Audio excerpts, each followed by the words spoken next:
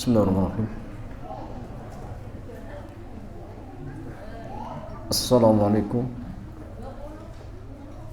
warahmatullahi wabarakatuh.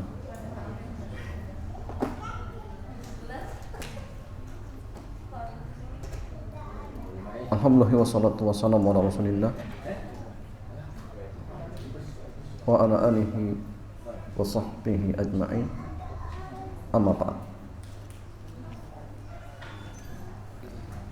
Ikhwan wa akhwati fillah, alhamdulillah di kesempatan sore yang mulia ini Allah kembali pertemukan kita di majlis yang sangat mulia ini, yaitu majlis Thalabul Ilmi. Dan sore hari ini kita masih pada kitab Fikih ASN dan Karyawan karya Al-Ustaz Aminur Bait hafizahullahu jalla wa'ala. Dan tema sore hari ini berkaitan tentang 7 ketentuan akad ijarah. 7 ketentuan akad ijarah.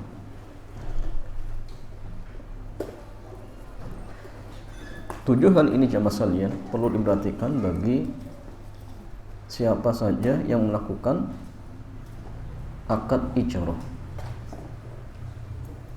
agar akadnya sah sehingga muamalahnya akan diberkahi oleh Allah Subhanahu wa ta'ala. Penulis kitab mengatakan bismillahi wa salatu wassalamu ala Rasulillah wa ba'd. Di bagian ini kita akan membahas beberapa aturan fikih untuk akad ijarah al-ashkhas. Jadi ijarah terkait apa? Jasa dari seorang, ya. Yang pertama, jasa yang dia sediakan adalah jasa yang manfaatnya mubah. Ini penting, ya. Jadi jasa yang dia sediakan adalah jasa yang manfaatnya mubah.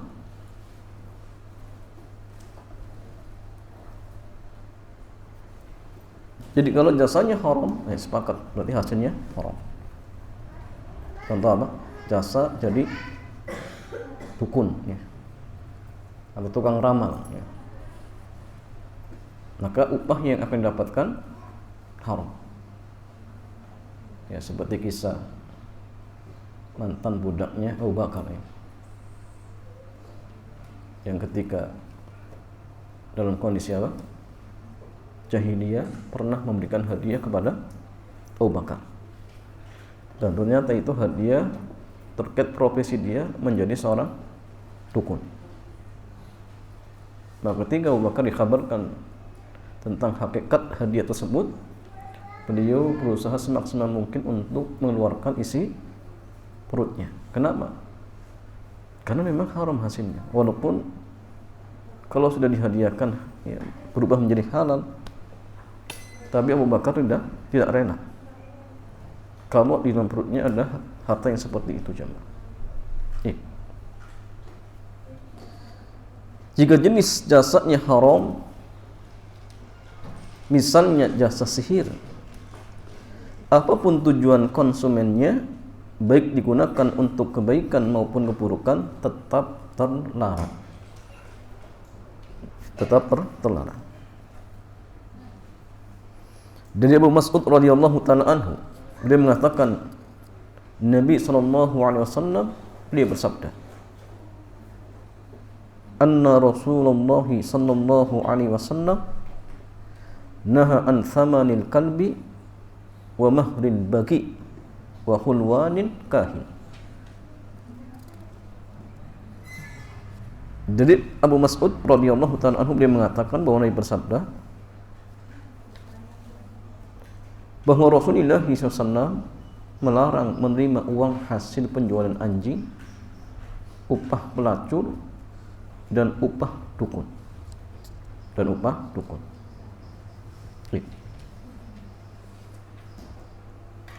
Dan di sini masalahnya Nabi menyebutkan beberapa bentuk jasa yang terlarang, yaitu upah dukun dan upah pelacur.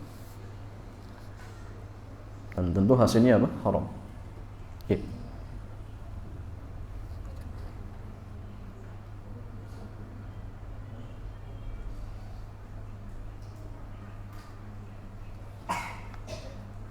Kalau barang ya mas, barang itu gini. Kalau ini jasa, maka barang pun sama. Barang tersebut harus sifatnya, manfaatnya mubah. Dalam kondisi apa? Normal. Ya. Karena gini jemaah, ada barang-barang, ini bicara barangnya. Ada barang-barang yang akan dibolehkan dalam kondisi darurat. Sahih? Contohnya apa? Daging apa? Anjing, daging babi. Kapan jemaah? Ketika darurat. Ya.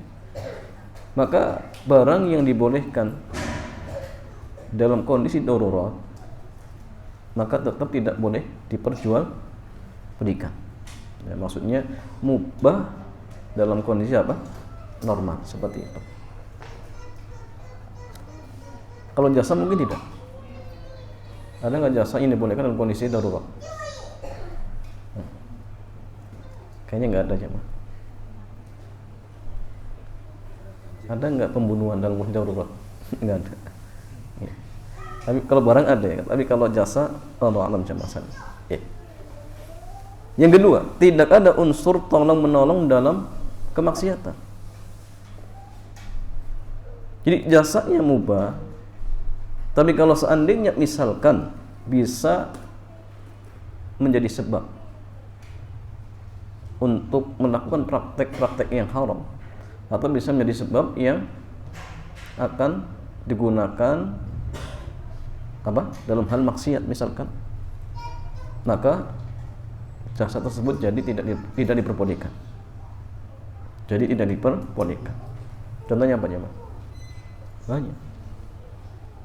Jasa tukang bangunan hal atau haram? Halal. Tapi kalau misalkan dia dimintai tolong untuk membuat bangunan apa? Lokalisasi. Atau misalkan bangunan, kalau ATM hal atau haram ya? Jadi misalkan diminta untuk membuat bangunan yang akan dipakai untuk praktek yang haram, maka tatkala itu aja masalahnya jasanya menjadi haram, walaupun hukum asalnya mubah. Tapi ketika misal ya akan digunakan untuk hal yang haram, maka menjadi haram. Karena dalam kaidah dikatakan apa?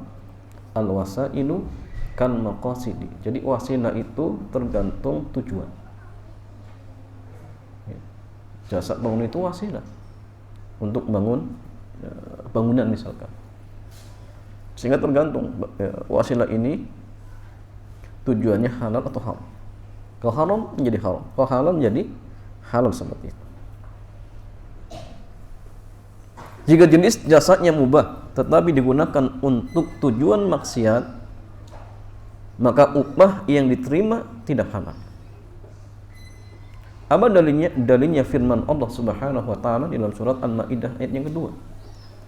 Allah Subhanahu wa taala berfirman, "Wa la ta'awanu 'alal itsmi wal 'udwan.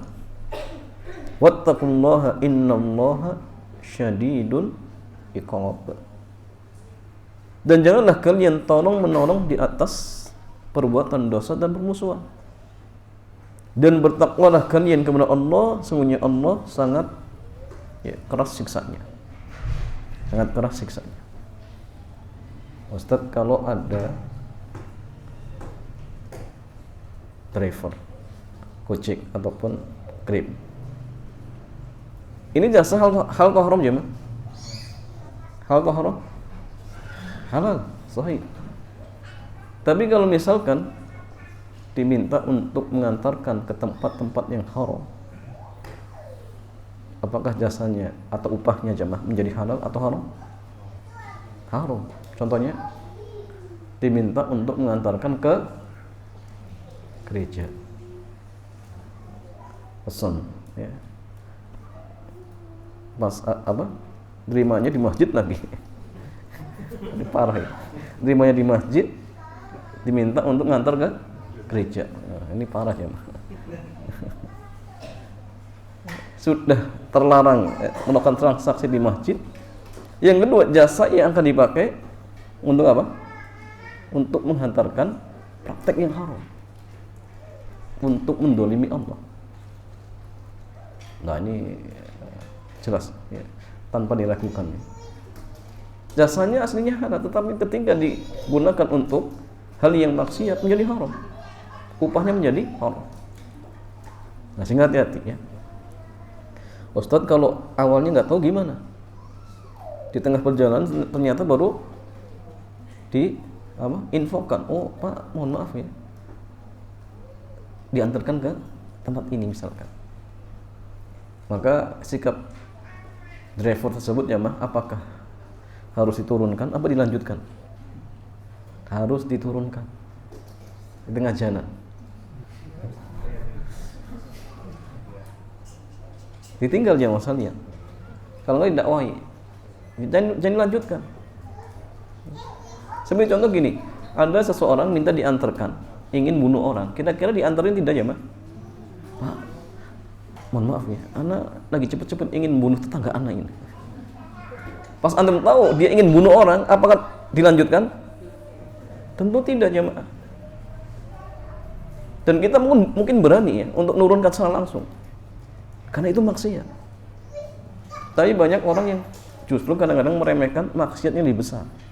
Oh ini kan urusan dia ya. Sekarang gini, kalau kita balik juga kayak urusan dia bunuh orang, gimana cara? Padahal membunuh dengan syirik itu syirik lebih parah. Tapi banyak ya driver muslim yang kadang mangkalnya pun di depan itu. Nah ini gimana coba? Jadi penting untuk dikasih tahu, jasanya halal tapi kalau untuk maksiat jadi haram. Yang ketiga, nilai upah harus jelas. Nilai upah harus jelas. Idealnya dalam jual beli jasa, karyawan dan perusahaan sama-sama mengetahui nilai upah yang disepakati, agar tidak menimbulkan sengketa ketika kerja sudah dilakukan. Misal sebulan berapa, ini harus jelas. Kalau misalkan mobil ya sehari berapa, harus jelas. Nggak boleh ya sudah antum pakai dulu, nanti bayarnya terserah, itu nggak boleh jamaah. Ngomongnya terserah, dikasih 1.000 nggak mau, nah katanya terserah. Ya. Makanya harus jelas dari awal. Nah ini kadang-kadang sebagian ya karena mereka nggak paham jamaah. Ya sudah terserah saja. Ya kalau dikasih seadanya marah-marah. Ngomongnya terserah. Jadi terserahnya ternyata apa? Minta yang banyak. Terserah tapi yang banyak. Maksudnya gitu jamaah. Tapi nggak langsung. Nah ini jadi masalah. Ya. Dalam hadis dari Abu Sa'id Al-Khudri radhiyallahu ta'ala anhu, beliau mengatakan, anna Nabiyya sallallahu alaihi wasallam naha an istijalil ajir hatta yubayyan lahu ajruh. Bahwa Nabi sallallahu alaihi wasallam beliau bersabda,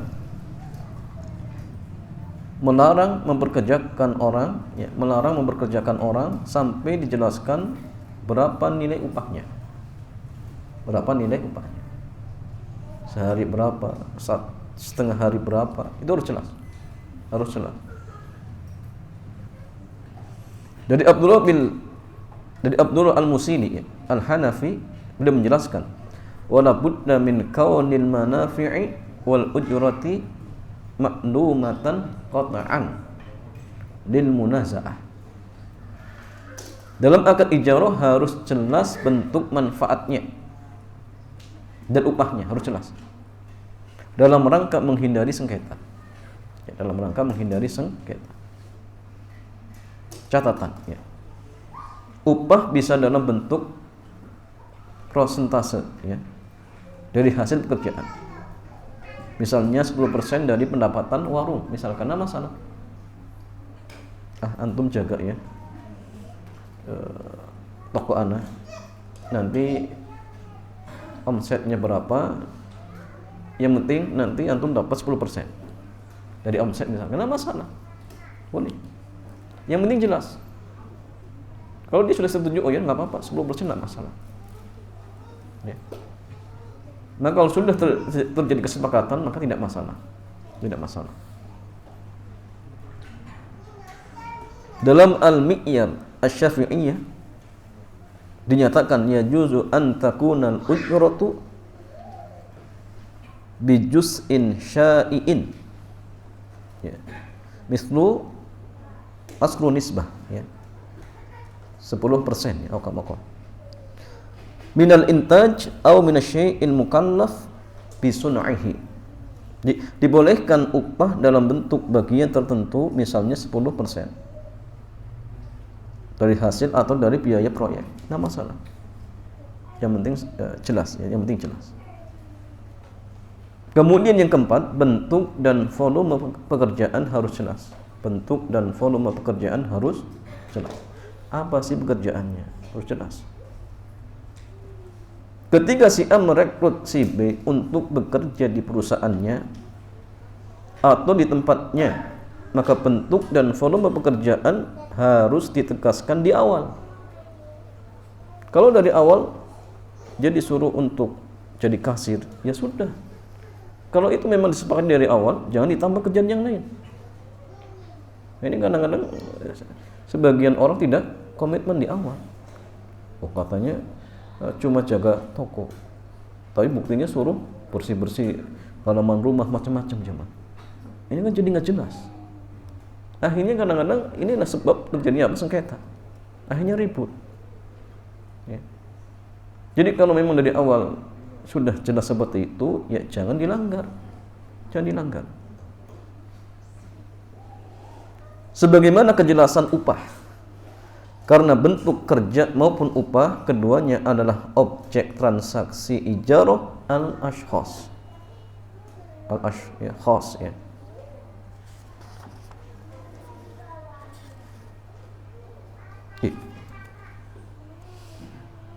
Dan objek transaksi harus jelas agar tidak terjadi jahalah atau gharar dalam transaksi.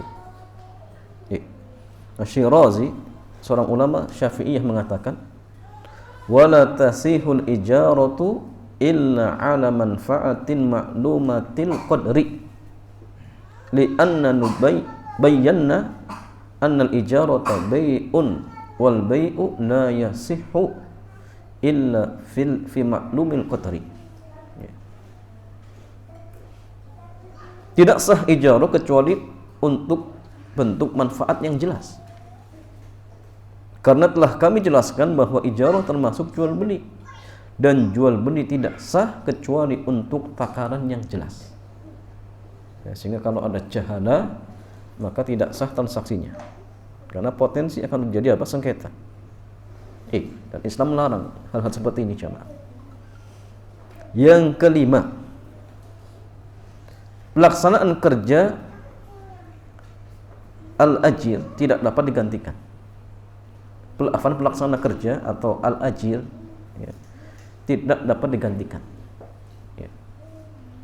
Untuk ajir khas seperti karyawan atau orang yang bekerja di tempat tertentu tidak boleh digantikan dengan yang lain tanpa seizin konsumen. Nggak boleh. Karena itu SK ASN atau aparat untuk orang tertentu dalam pelaksanaan kerja tidak boleh digantikan dengan orang lain. Demikian pula karyawan yang diterima di perusahaan tertentu dalam pelaksanaan kerja tidak boleh digantikan yang lain, nggak boleh. Berbeda dengan ajir am ya. Pekerjaan boleh digantikan oleh orang lain selama memenuhi standar pekerjaannya. Misalnya si A, seorang penjahit yang menerima order dari banyak konsumen dalam satu waktu misalkan. Lalu orderan itu dikerjakan oleh para karyawan si A. maka ini nggak masalah karena memang ajir am. Tapi kalau khos berarti terkait dengan apa? Keahlian orang tersebut. Ya. Karena mungkin dia suka dengan apa? Karya orang tersebut. Jadi kalau digantikan orang lain, ya mungkin akan beda. Sehingga kalau ajir khos tidak bisa digantikan oleh orang lain. Tapi kalau ajir am, silakan. Yang penting standarnya apa? Sama. Ini yang jadi patokan. Dan ini akan dijelaskan di akhir nanti. Kemudian jamaah sekalian yang keenam, harus ada kejelasan waktu atau kejelasan target. Itu harus. Untuk ijarah khas harus ada kejelasan masa kerja. Misalnya kontrak 2 tahun atau sekian tahun. Ini harus jelas. Untuk ijarah am, di mana ajir bisa menerima banyak konsumen, maka target ijarah harus jelas. Targetnya harus jelas. Dr. Wahbah Zuhaili yang menjelaskan wa amma bayanul muddah fahuwa matlubun fi ijaratid dur wal manazil wal buyut wal hawanit wa fi istijari dhikri ya al murdi. Jadi orang yang apa? Menyusui. Li'anna al ma'qud alaihi la yasir maklumul qadri bidunihi fatarku bayanihi yufti ilal munaza'ah. Kata beliau mengenai penjelasan masa ijarah, hal ini diharuskan untuk ijarah rumah, properti, ruko, dan ijarah persusuan. Karena objek yang diakadkan tidak bisa diketahui takarannya.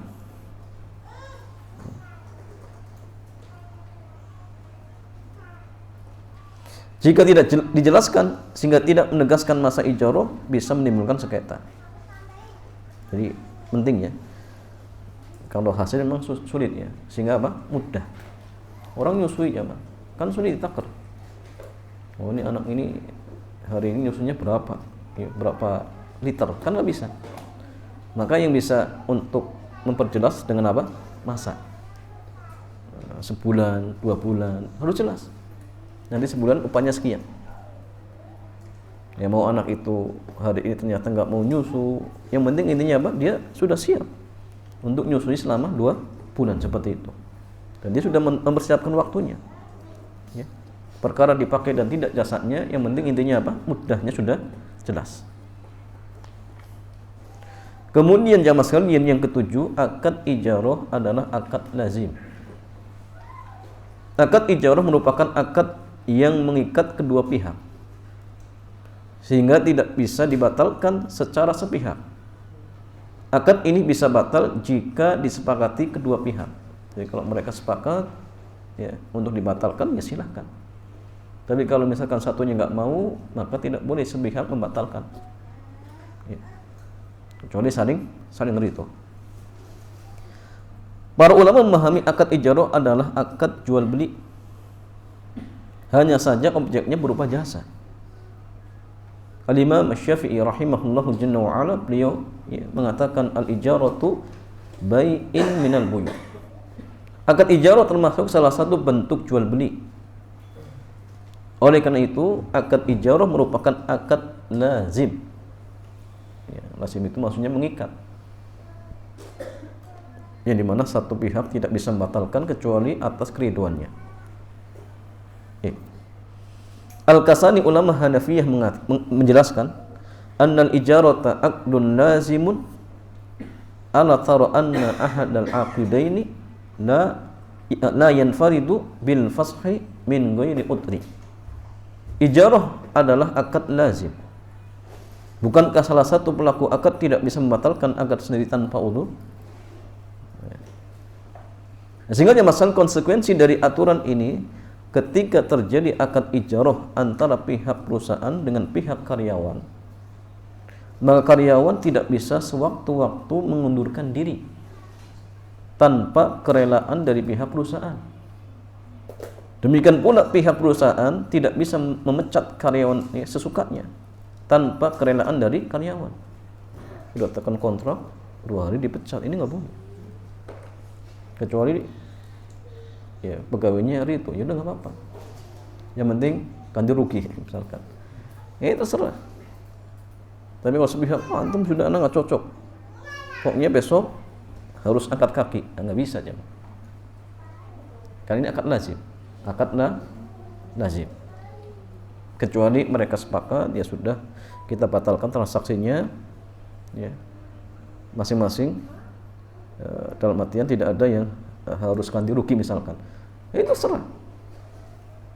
Begitu pula gini ya mas, kan kalau antum sudah pesen jasa Gojek, ini akad juga sudah oke, nggak boleh dibatalkan kecuali atas kerelaan. Tapi kan di aplikasi ada disediakan jemaah untuk pembatalannya ada kan, ada. Sehingga artinya memang mereka juga sudah ridho, sepakat. Tapi kalau misalkan tidak ada, ya nggak boleh jemaah. Kalau sudah sepakat, ya sudah, antum harus melanjutkan akadnya. Kalau ingin dibatalkan, minta keriduan, seperti itu. Ya kemudian maksudnya bagaimana dengan karyawan yang bekerja di tempat lain, padahal dia sudah kerja di perusahaan yang misalkan awal yang dia kerja misal, atau perusahaan satunya. Bolehkah seorang karyawan bekerja di beberapa tempat? Misalnya siang bekerja di perusahaan A, sementara malam bekerja di perusahaan B. Nah, ini jamaah ngejar targetnya. Jadi semua dipakai untuk kerja. Bekerja di beberapa tempat pada asalnya dibolehkan dengan ketentuan yang pertama, tidak melanggar aturan. Jika ada aturan yang melarang karyawan bekerja di tempat lain, maka aturan ini bersifat mengikat dan harus ditepati kedua pihak. Ya. Nabi beliau bersabda, al-muslimuna ala syurutihim. Semua muslim harus memenuhi kesepakatan yang mereka buat. Kalau sudah setuju, ya jangan dilanggar. Ini penting. Secara aturan negara, undang-undang ketenaga kerjaan memang tidak mengatur secara tegas mengenai larangan pekerja bekerja di dua tempat atau perusahaan yang berbeda. Namun demikian, ketentuan mengenai larangan tersebut dapat saja diatur dalam perjanjian kerja, peraturan perusahaan atau perjanjian kerja bersama. Sementara untuk ASN, terdapat peraturan Kepala PKN nomor 21 tahun 2010 di pasal 4 tentang larangan PNS. Terdapat ayat yang menyebutkan larangan. Maka PNS nggak boleh nyambi kerja, ya, nggak boleh. Di sini poinnya, tanpa izin pemerintah menjadi pegawai atau bekerja untuk negara lain dan atau lembaga atau organisasi internasional, bekerja pada perusahaan asing, konsultan asing atau lembaga swadaya masyarakat asing. Ya, ini diantara hal yang tidak diperbolehkan. Ini ASN, ya, ada aturan, ya, khusus. Maka nggak boleh nyambi, ya, nggak boleh nyambi. Adapun kalau swasta, maka tergantung ada kesepakatan atau tidak di awalnya. Kalau ada kesepakatan di awal, nggak boleh. Antum kalau sudah kerja di sini, fokus, nggak boleh nyambi misalkan. Ya sudah, sepakati, ya, sepakati. Kalau misalkan tidak ada aturan, oh ini nanti kembali ke ketentuan yang lain, ya. Nanti ada tambahannya. Yang kedua, masalah tidak melanggar jam kerja masing-masing perusahaan. Enggak melanggar. Melanggar jam kerja salah satu perusahaan berarti mendolimi perusahaan itu, baik untuk kepentingan pribadi apalagi untuk kepentingan perusahaan lain. Nah, ini hati-hati, ya. Yang ketiga, tidak mengganggu suasana kerja di perusahaan lain. Jika karyawan bekerja di perusahaan lain di jam kerja, namun hal itu membuat dia kelelahan sehingga mengganggu pekerjaannya di perusahaan pertama, maka hal ini terhitung sebagai kezaliman bagi perusahaan yang pertama. Saking capeknya, akhirnya pas kerja di perusahaan yang pertama malas-malesan, tidur-tiduran, sudah habis tenaganya misalkan. Nah, ini yang pertama didolimi jemaah. Nah, itu nggak boleh. Oke.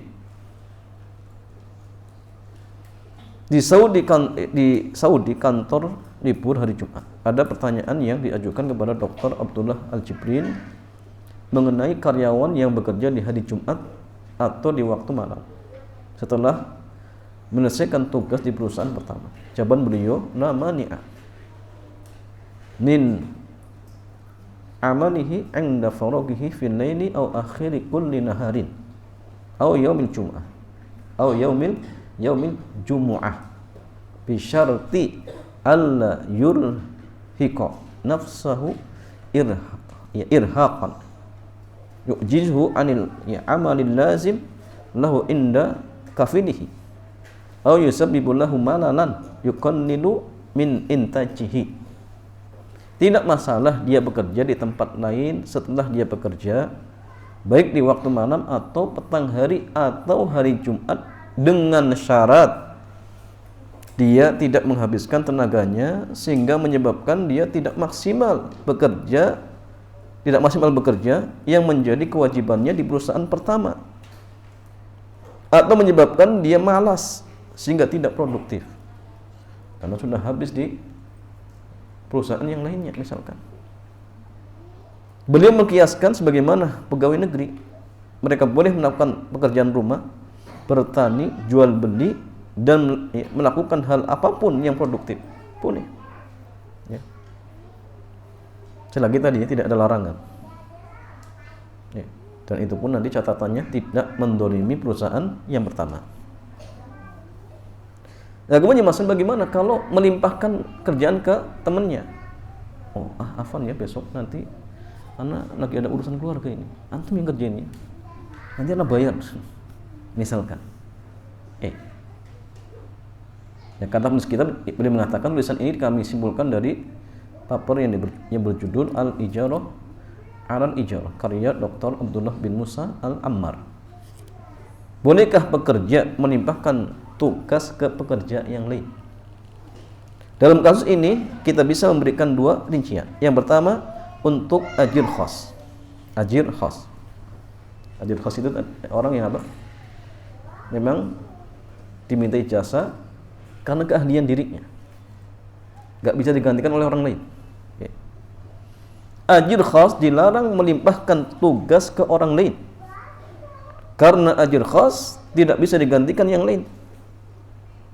Dalam ajir khas penggantinya sama dengan pembatalan akad ijarah.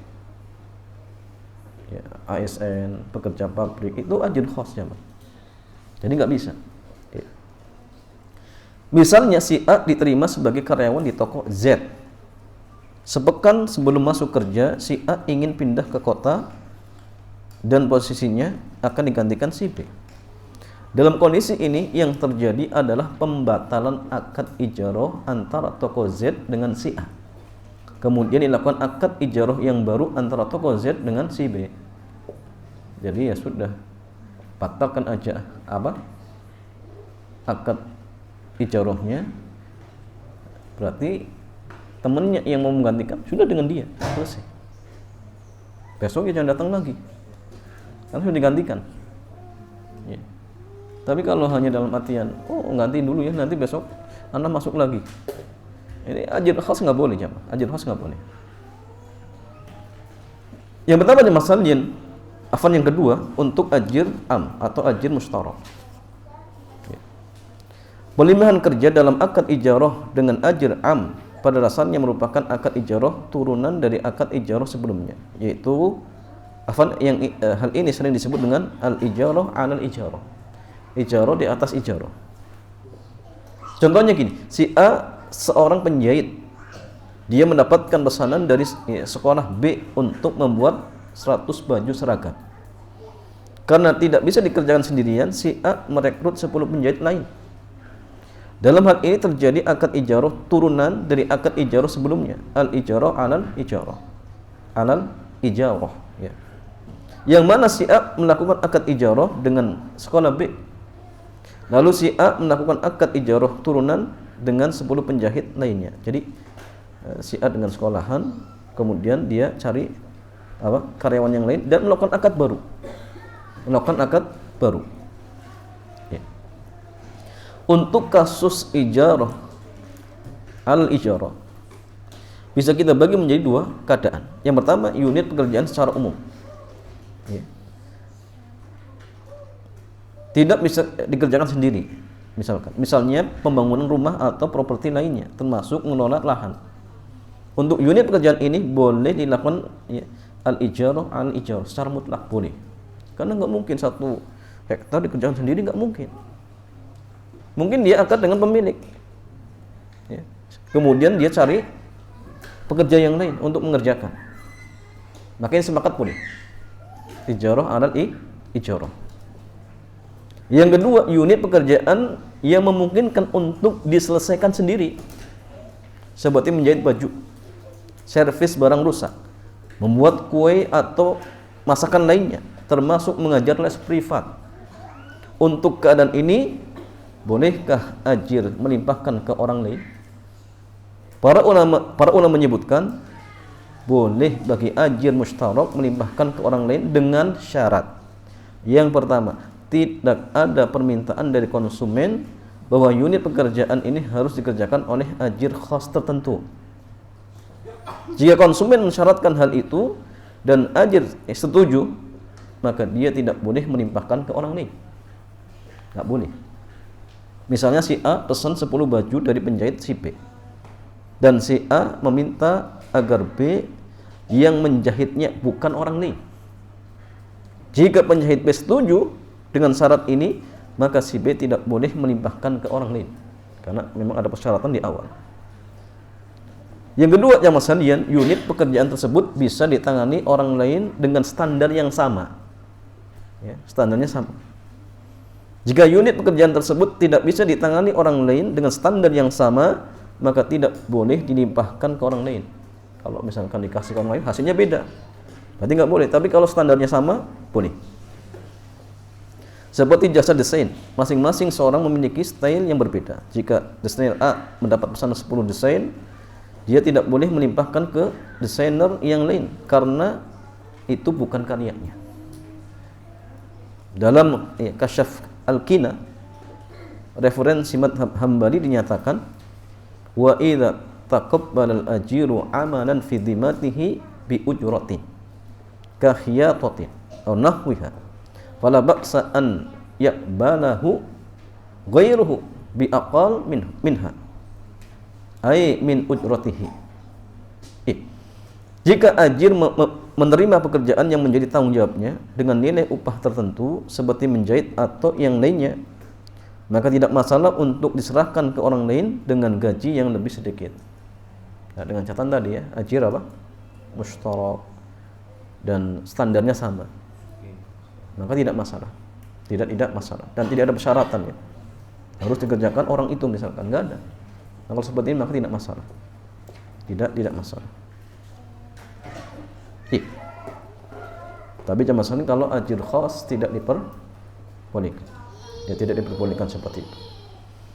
Wallahu ta'ala a'lam bishawab. Demikian jamaah, mudah-mudahan ya bermanfaat dan ada gambaran.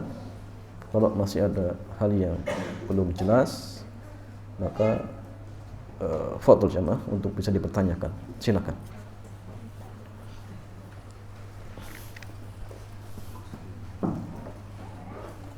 Sebelum kita sampai pada sesi tanya jawab, kalian jemaah ini bertanya langsung.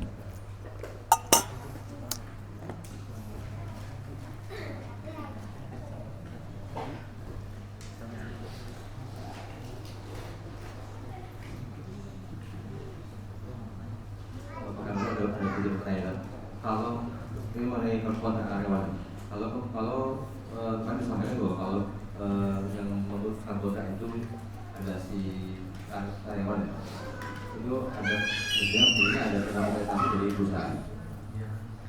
Dalam kontrak itu ada tapi kalau yang memutuskan kontrak itu ada pemilik perusahaan sendiri, apakah hasil saya perusahaan harus memberikan semacam kompensasi pada karyawan yang diberhentikan kontraknya? Nah, ya jamaah sekalian, sebagaimana tadi dijelaskan bahwasanya ajir khas ini akan lazim.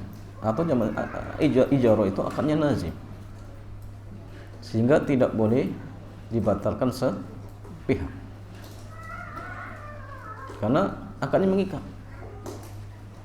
sehingga pihak perusahaan pun nggak bisa membatalkan antum besok harus angkat kaki, nggak bisa. Atau sebaliknya, oh Pak Afan, anak nggak bisa nurusin kerjaan anak, ini nggak bisa, kecuali ketika mereka saling ridho. Ya. Di awal ada perjanjian, kalau sekali-kali perusahaan tidak membutuhkan, kami bisa memutuskan kontrak. Dia setuju, oke. Oh, berarti kalau seperti ini ada syarat, sehingga terikat dengan sabda Nabi tadi apa? Al-muslimuna ala syurutihim. Jadi kaum muslimin itu terikat dengan syaratnya. Kalau sudah setuju ya harus dipenuhi. Tapi hukum asalnya kalau tidak ada syarat, maka tidak boleh dipatahkan sepihak. Ustaz, tapi di perjanjian ada dari awal kalau karyawan memutuskan kerja di tengah kontrak ada denda. Jadi setuju misalkan, ya sudah, kalau setuju ya berarti harus harus dalam artian melaksanakan syaratnya. Tapi sebaliknya kalau perusahaan memutuskan ternyata di situ tidak ada denda, tapi jangan maksudnya aturan di tempat kita kayaknya ada tidak jemaah? Ada, sahih. Ada tidak? Diadukan ke apa namanya? Depnaker, sahih. Perusahaan memutuskan kerja tanpa alasan yang dibenarkan itu bisa diadukan. Benar nggak? Benar, sahih. Itu bisa diadukan jemaah. Ya memang aturan seperti itu. Jadi tidak boleh membatalkan sepihak. Kecuali kalau mereka dengan dialog musyawarah kemudian ya sudah, anak rela, sudah anak nggak mau ganti rugi dan lain sebagainya, maka ya sudah sah, selesai. Tapi kalau mereka misalkan nggak setuju, maka ajukan banding ke pengadilan. Nanti pengadilan yang akan memutuskan. Dan tentu jemaah kalau pengadilan Islam akan diputuskan tadi, tidak boleh dibatalkan sepihak, sehingga mungkin jalan penyelesaiannya ya ada denda dan lain sebagainya. Kalau mereka ridho dengan denda tersebut, maka selesai seperti itu. Wallahu ta'ala a'lam bishawab.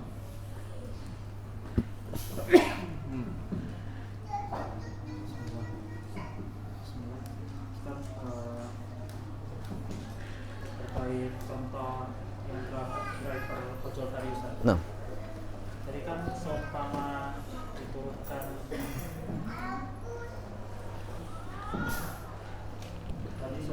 diturunkan di jalan karena kita baru tahu dia khususnya mau bekerja, diturunkan di jalan. Namun hal itu kan dikhawatirkan nanti si customer mereport dan ditakutkan si driver ini diputus mitra oleh perusahaan.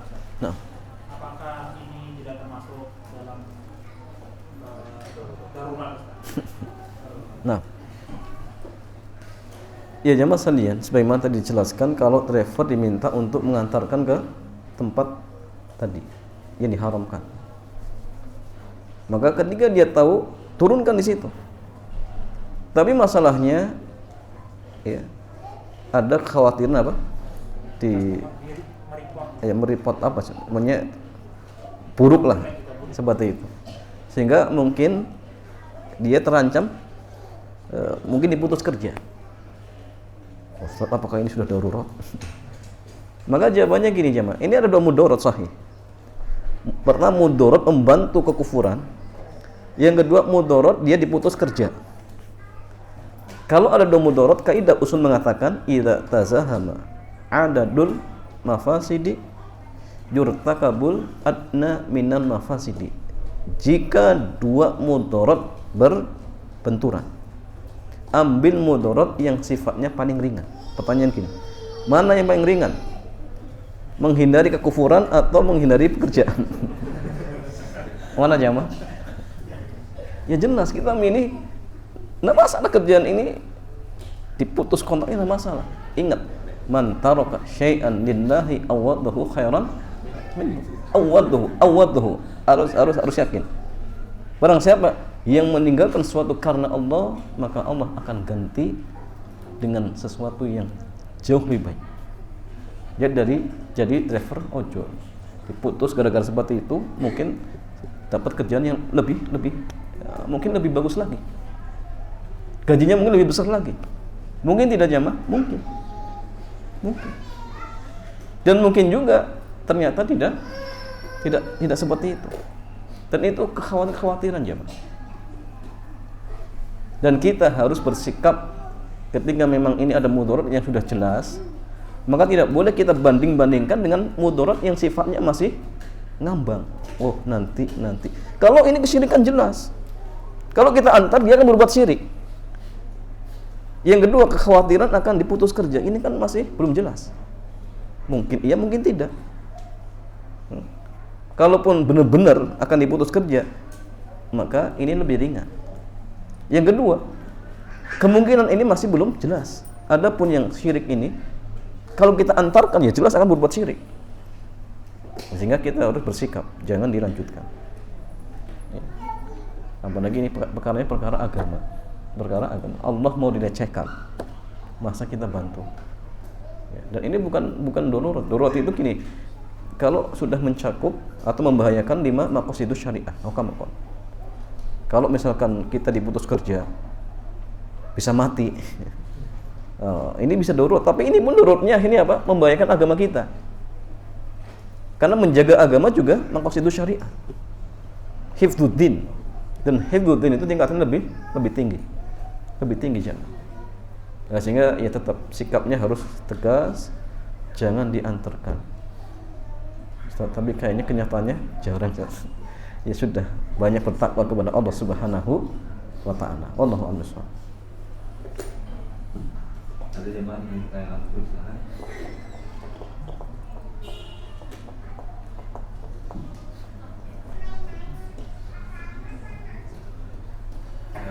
Jadi ada pertanyaan terkait dengan motivasi meninggalkan sesuatu yang mengharukan.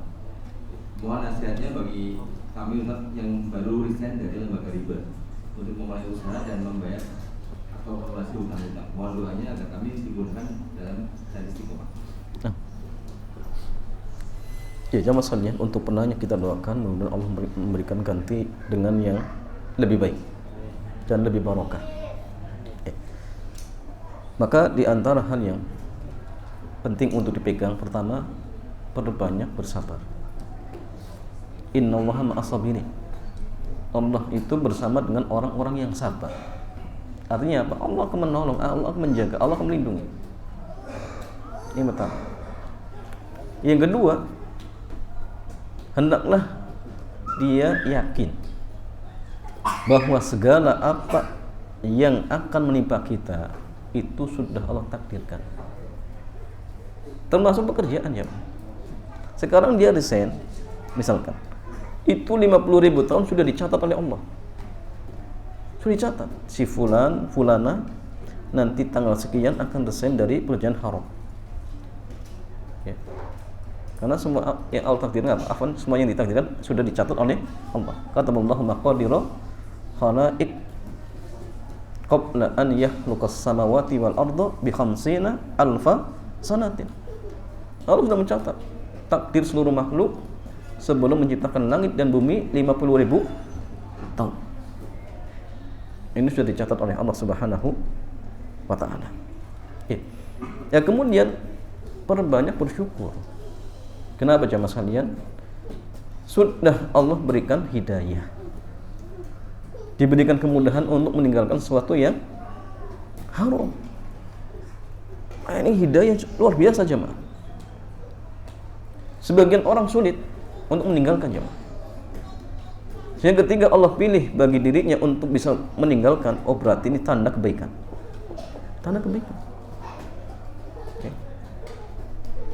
Kemudian yang berikutnya jemaah, dia harus yakin bahwasanya jatah rezeki dia nggak akan dikurangi ketika dia berpindah dari tempat kerjaan yang haram tersebut.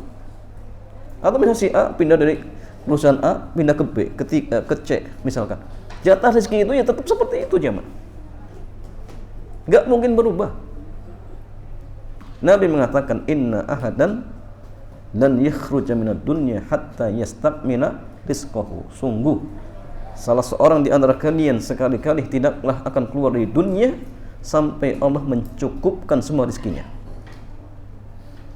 Jadi artinya jemaah, ketika masih ada jatah 1 perak yang belum Allah berikan, kematian kita akan ditunda. Artinya gini, semua yang Allah takdirkan pasti akan diberikan. Sehingga nggak perlu khawatir, nggak perlu risau. Ya. Hanya orang-orang yang keimanan dengan takdirnya tidak benar, sehingga hidupnya selalu apa? Ketakutan. Oh, besok nanti makannya apa? SPP-nya bagaimana? Ya, tugas kita itu bekerja. Anda bekerja. Hasil Allah yang memberikan. Kalaupun sekarang belum dapat, sabar. Mungkin Allah punya kehendak yang lain. Dan kita harus yakin, sesuatu yang Allah takdirkan kepada kita pasti ada hikmah. Oh, sekarang saya belum dapat kerja. Oh, berarti mungkin Allah menghendaki agar anak lebih serius untuk menuntut ilmu agama. Ini waktu luang banyak. Jangan malah dibuang sia-sia aja, mah. Maka di tengah-tengah itu nanti kemudian itu akan datang. Syekh Albani pernah bercerita tentang orang yang sakit. Sudah sekian tahun sakitnya diponis nggak akan sembuh. Akhirnya beliau sibuk menuntut ilmu dan tanpa disadari penyakitnya sembuh. Jadi bagi Allah itu mudah. Memberikan sesuatu kadang-kadang secara jemaah, tiba-tiba bisa bagi Allah. Tugas kita tetap mengabdi kepada Allah sambil kita berusaha. Sudah berusaha semaksimal mungkin cari kerja nggak dapat misalkan. Tetap kualitas takwa kita harus selalu meningkat, jangan jadi turun. Ini sudah seperti kondisinya dengan Allah semakin jauh, ya sudah. Harus semakin dekat.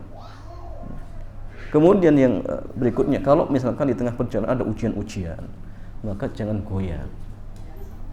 Oh, waduh, kenapa saya keluar? Hanya nyesel lagi jemaah. Berarti ini tobatnya masih diragukan. Kenapa sih saya jadi keluar? Harusnya semakin bersyukur. Ya. Kenapa? Karena kematian datang secara tiba-tiba. Dan setiap hari kita itu mendekati kematian. Ya. Sudah. Ketika sudah selamatkan, banyak bersyukur, istiqomah. Ya. Kemudian cari pekerjaan yang halal walaupun sedikit, tapi halal ini barokah. Sesuatu yang berkah itu walaupun mungkin sedikit tetapi mendatangkan kebaikan-kebaikan seperti itu jemaah. Ya. Itu pula yakin dunia itu sementara. Dunia itu sementara, pasti dan pasti mau ataupun tidak mau pasti akan kita tinggalkan. Maka gini, nasihat yang sangat penting juga jemaah. Jangan kita menjadi orang yang target hidupnya hanya sekedar untuk mencapai kesenangan dunia saja. Banyaknya orang takut dengan kematian itu karena apa? Target hidupnya hanya dunia. Hanya dunia, jam.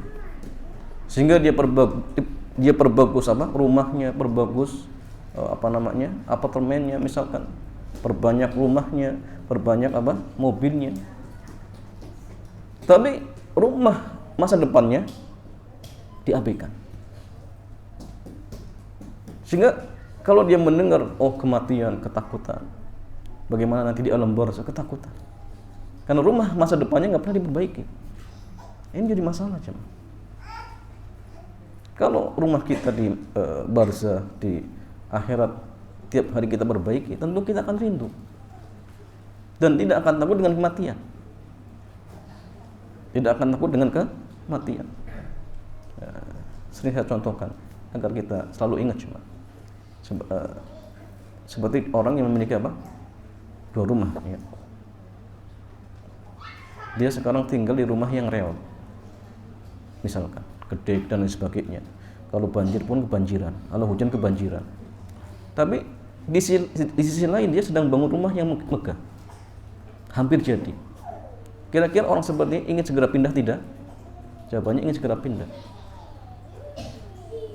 Nah, kita itu yang jadi masalah jemaah, sering memperbagus rumah di dunia, rumah di akhirat tidak diperbagus, sehingga untuk pindah ke rumah di barzakh ketakutan. Coba kalau kita tiap hari jemaah, rumah di barzakh kita perbagusi dengan sedekah, dengan amal soleh, zikir. Jadi untuk menuju ke sana, gembira, luar biasa. Tapi yang terjadi tidak. Kita sibuk, kita habiskan waktu untuk memperbagus rumah di dunia, sedangkan rumah di alam barzakh tidak pernah kita perbagus. Sehingga ketika dengar kematian takut. Maka jemaah mulai sekarang perbagus rumah masa depan kita. Dunia antum cari sekedarnya. Karena dunia ini hanya wasilah kita untuk menuju Allah Subhanahu wa taala. Wallahu ta'ala a'lam.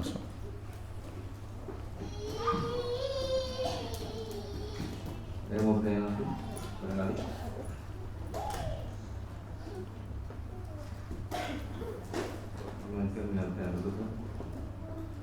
Saya ingin bertanya terkait dengan akad untuk penyedia jasa wisata. Saya memberikan penawaran ke institusi untuk jasa wisata dengan range harga yang bervariasi. Misal jika instansi ambil paket untuk 20 sampai 30 pack, harga per packnya 10 juta. Namun jika di atas 30 pack harganya lebih murah, yaitu 8 juta. Institusi tersebut setuju untuk mencari partisipan sampai 35 pack sehingga akan harganya adalah 8 juta. Kemudian institusi menjual paket tersebut ke calon peserta dengan harga 9 juta per pack. Namun sampai dengan waktunya institusi hanya bisa menjual sebesar 15 pack. Jika seperti ini, apakah kami boleh menagih ke mereka harga yang sebesar 10 juta bukan 8 juta? Karena kami pun harus membayar ke vendor kami lebih mahal jika pesertanya sedikit, sedangkan institusi pun agak keberatan karena mereka tidak bisa membebankan sisi itu ke peserta. Jadi harus mereka tanggung sendiri karena peserta hanya tahu harga satu harga. Mohon penjelasannya. Panjang. Jadi sebenarnya begini. Jadi sudah ada perusahaan asuransi menawarkan jika pesertanya lebih dari 30 pack itu harganya per packnya 8 juta. Kemudian disepakati oleh perusahaan tadi bahwa dia akan mencari 30 peserta agar dia dapat harga 8 juta. Tapi kenyataannya enggak, dari awal itu berarti kalau 30 pack ya. Apa? Kalau 30 pack atau di atas 20 pack itu harganya awalnya 10 juta. Kemudian ditawarkan kalau bisa lebih dari 30 pack itu harganya 8 juta. Lebih dari 30 apa pas 30? Lebih dari 30 pack. Kalau 30? 30 berarti itu yang 10.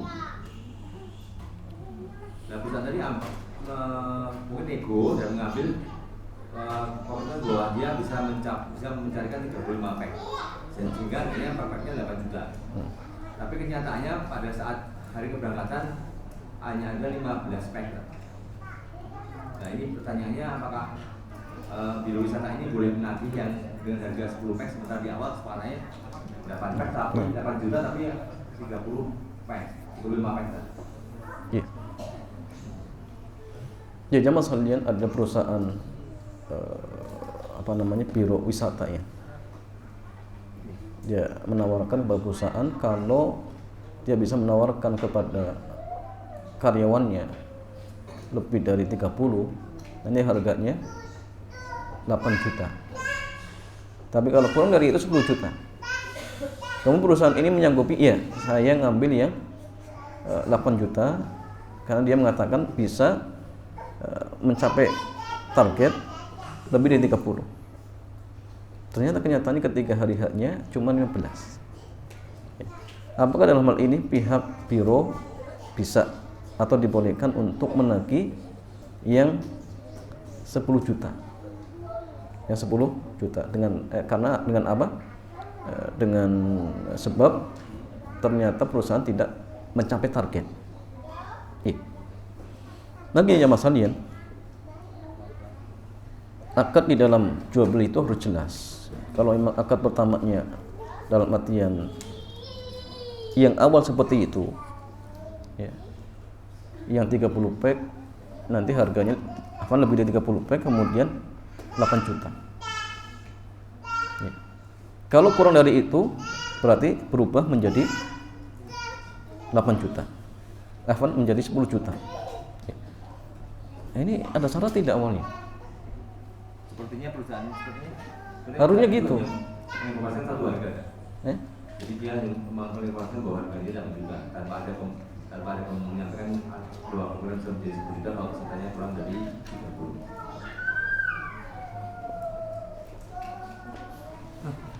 Ini jadi masalah jemaah.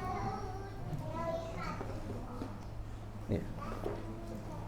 Kalau seperti ini jamaah salin akan tetap yang pertama, tetapi dia minta denda. Denda. Katanya panjenengan mampu untuk mencarikan lebih dari 30. Sekarang ternyata kurang dari itu. Ya sudah. Kami dirugikan. Maka minta kerugiannya berapa? Dihitung saja. Berarti kan apa? Kenanya nanti sama, ya. Harusnya kan dapat apa? 30 lebih, berarti harganya sekian. Ya. Sehingga harusnya perusahaan dapat untung sekian. Kok ternyata cuma sekian, bayarnya sekian. Ya tinggal dikali saja kerugiannya berapa. Mintakan kepada pihak perusahaan seperti itu. Biar kedua belah pihak tidak ada yang dirugikan. Ya tidak ada yang dirugikan. Kan akad pertamanya seperti itu. Ya. Nah ketika terjadi target yang tidak diinginkan dan ada pihak yang dirugikan, maka minta apa? Minta denda seperti itu. Ya. Kalau tidak terjadi kesepakatan, ya sudah banding ke pengadilan, selesai. Ya, wallahu ta'ala bishawab. Ya, wallahu ta'ala a'lam bishawab. Kalau perusahaan dari awal mengumumkan bahwa ada kompensasi jika peserta yang kurang bersekian itu apakah termasuk dalam melakukan penawaran yang jelas? Jamaah sekalian, apakah kalau dalam artian biro mengatakan kalau nanti bisa mencapai target 30 ke atas harganya 8 juta per packnya, tapi kalau tidak sampai berarti kembali ke 10 juta. Apakah ini termasuk dua akad yang terlarang? Termasuk tidak jamaah? Ya. Jamaah ini sih nggak terlarang jamaah. Kayaknya akad jual beli. Yang tidak boleh itu kalau misalkan akadnya apa? Kredit. Nanti kalau kreditnya 10 tahun sekian, tapi kalau 2 tahun sekian, atau kalau kredit sekian, kalau cash sekian. Nah kemudian apa? Tidak ada kejelasan dia memiliki kredit atau tidak, maka ini nggak boleh. Dua akad yang terlarang, seperti itu, sehingga tidak boleh. Tapi kalau tadi tidak masalah. Ya, kenapa? Ini masalah jasanya nanti. Kalau kamu sampai target, nanti dapat upah sekian. Tapi kalau tidak, ya nggak dapat. Boleh tidak jamaah? Nggak masalah. Nggak masalah seperti itu. Nah, sehingga ketika ternyata perusahaan tidak mencapai target, berarti kembali kepada harga 10 juta seperti itu. Biar tadi tidak ada apa? Sengketa. Ini kan sengketa karena nggak jelas akadnya jamaah. Akadnya nggak jelas. Sekarang perusahaan menyanggupi bisa mencari customer sampai 30 ke atas. Ternyata tidak. Ternyata sedangkan dia mintanya harga yang lebih murah. Berarti adalah pihak yang dirugikan. Dalam hal ini bironya. Ya. Makanya dalam Islam itu tidak boleh dalam transaksi kemudian ada satu pihak yang dirugikan. Ya, maka kalau ada yang dirugikan seperti ini, maka jangan keluarnya apa? Ya, hakim yang menengah memberikan keputusan seperti itu. Yang paling nanti hakim memutuskan denda seperti itu. Karena ada kerugian. Ada kerugian seperti itu. Wallahu a'lam bishawab. Berarti ada kalau ini bukan tadi menawarkan ke orang, ke pihak lain kan? Ke karyawannya tapi ditawarkan kan? Ditawarkan ke karyawan. Jadi ada 3 pihak. Jasa, pemilik jasa, perusahaan ini dan karyawannya yang ditawarkan bisa tetap. Ditawarkan gimana? Tawaran gimana maksudnya? Jadi mungkin kasusnya perusahaan tadi tidak menjamin semua biaya, tapi menawarkan ke karyawannya. Ya terus? Jadi berarti ada informasi yang disampaikan dari yang diterima dari perusahaan dari biro wisata ke perusahaan, kemudian perusahaan menyampaikan ke karyawannya. Terus pertanyaannya? Ya, kalau misalkan ini kan mungkin tadi pertanyaan. Berarti ada persyaratan yang di antara biro wisata dengan perusahaan, kemudian nanti ada yang pasar nanti kan ada karyawan dan perusahaan sendiri. Kalau kemudian karyawan dari kalau perusahaan tadi menawarkannya dengan harga yang fluktuatif tadi, kan berarti masih tidak masalah ya. Bukan berarti bukan masuk dalam penawaran yang tidak biasa tadi. Gini aja masalahnya, terkait perusahaan kemudian menawarkan ke karyawannya dia cari untung misalkan, maka ini tergantung apakah perusahaan ini menjadi wakil dari biro atau tidak. Kalau dia jadi wakil, nggak masalah, selesai. Tapi kalau misalkan tidak jadi wakil, kemudian dia tawarkan dengan harga apa? Harga yang mungkin berbeda. Nah, sedangkan dia belum beli, nah ini nggak boleh nanti jamaah. Termasuk menjual barang yang belum dimiliki nanti. Kecuali kalau dia sudah beli semuanya, tiketnya, kemudian baru dijual, nggak masalah. Kalau memang dia bukan wakil, tapi kalau wakil nggak masalah. Dia jadi wakilnya biro, kemudian dijual ke karyawannya. Nah, itu dari sisi ini nggak masalah. Cuma dari sisi dianya lagi nanti jamaah, kalau dia karyawan di situ kemudian menjual apa? Istilahnya tiketnya di tengah-tengah dia bekerja di perusahaan tersebut. Nah, ini nanti kalau dia swasta, tergantung atasannya boleh dan tidak itu nanti. Ini nanti turunnya panjang seperti itu. Tapi intinya kalau misalkan dia ingin menjual ke karyawannya dengan harga yang mungkin lebih, misalkan, maka tergantung status dia wakil atau tidak. Kalau bukan wakil, maka harus dia beli tiketnya dulu, baru setelah itu dijualkan kepada karyawannya. Setelah itu ngambil untung, nggak masalah. Terkait dia dengan perusahaan yang dibolehkan dan tidak, itu urusan dia. Seperti itu. Wallahu ta'ala a'lam bishawab. Demikian jamaah sekalian, mudah-mudahan bermanfaat. Kita tutup. Subhanakallahumma bihamdik, asyhadu an la ilaha illa anta, astaghfiruka wa atubu ilaik. Assalamualaikum warahmatullahi wabarakatuh.